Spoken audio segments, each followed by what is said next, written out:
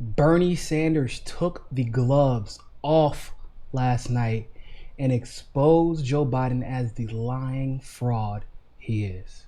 Let's talk about it.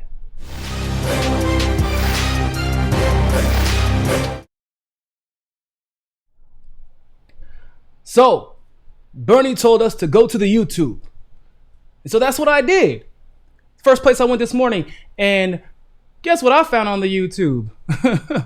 I found out that Bernie's team put a video together that basically, in my humble opinion, should be the nail in the coffin for the Joe Biden campaign. I mean, he should have been absolutely shredded this morning by the mainstream media, but that's a different subject for a different day. But that's what should have happened, because just see for yourself.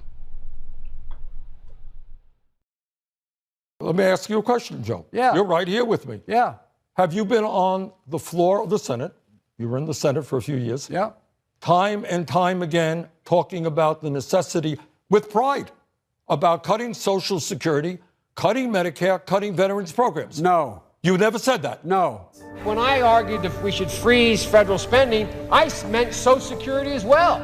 I meant Medicare and Medicaid. I meant veterans benefits. I meant every single solitary thing in the government.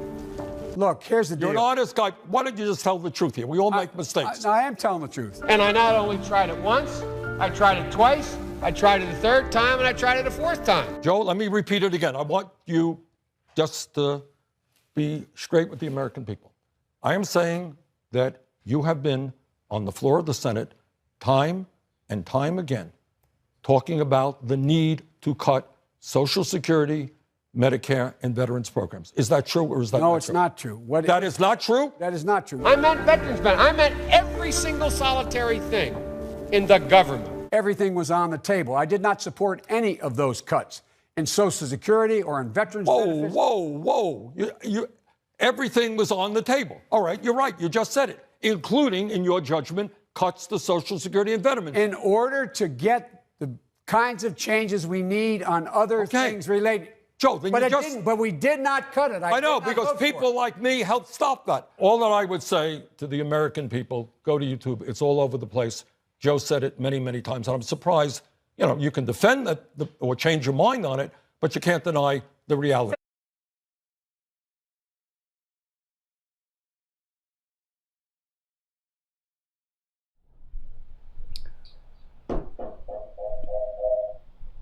Bruh. It seems like Bernie Sanders was channeling his inner Tulsi Gabbard last night, because I'm gonna be honest with you. That exchange is actually much worse. Like, that was just the Social Security conversation. Right before that, they had a discussion about a quote-unquote revolution regarding things like healthcare and things like that.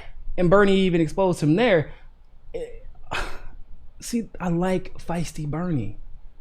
I like this Bernie, because at the end of the day, when you have a platform as large as Bernie Sanders, you cannot allow the country to go on and believe that Joe Biden is somebody better than anybody, really. Almost anybody.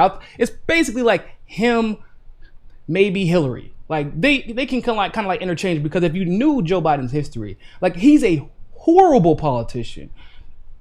1994 crime bill, absolutely no remorse, no empathy for those lives affected by that crime bill. Nothing. He don't care.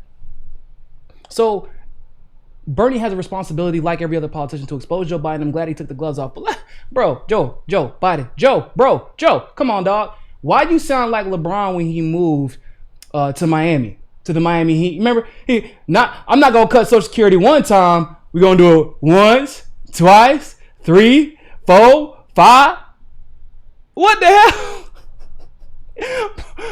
Once is a mistake.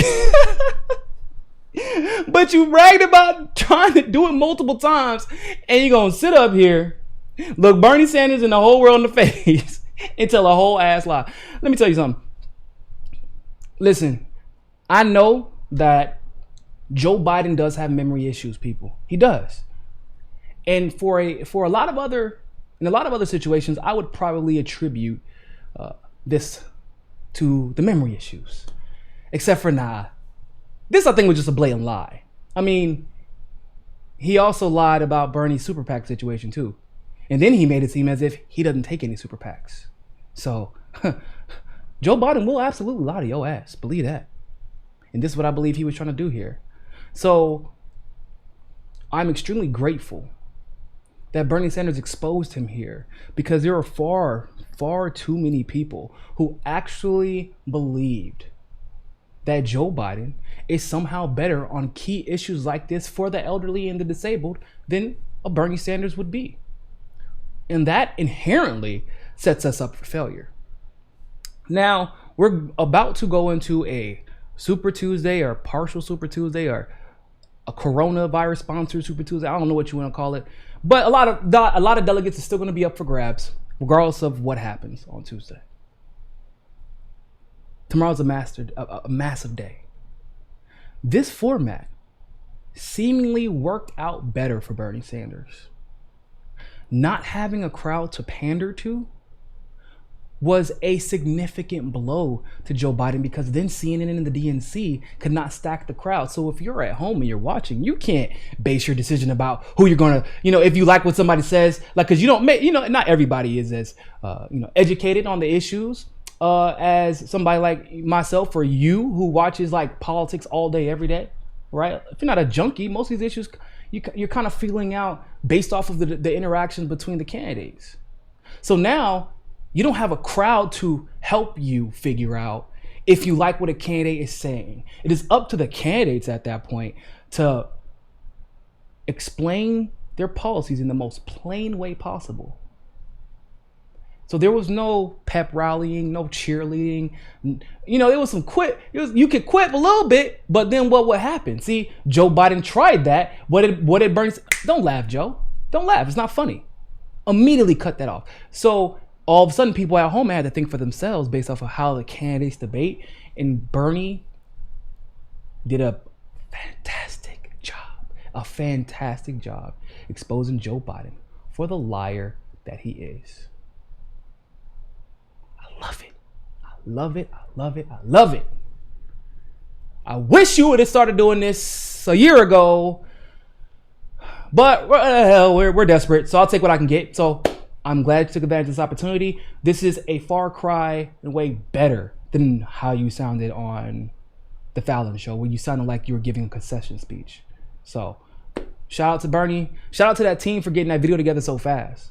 And always remember, more than anything else, ladies and gentlemen, find your balance. Peace. Don't forget to hit that subscribe button and hit that notification bell if you like that segment of Mi Casa Su Casa. Of course, if YouTube is giving you trouble, as it always does, you can download the Rockfin app and follow us there. Also, if you want to continue to help our show grow, you can help us reach our goal of 500 patrons on Patreon and donate as little as $1. Really, anything helps. Other than that, always remember, people, more than anything else, find your balance. Peace.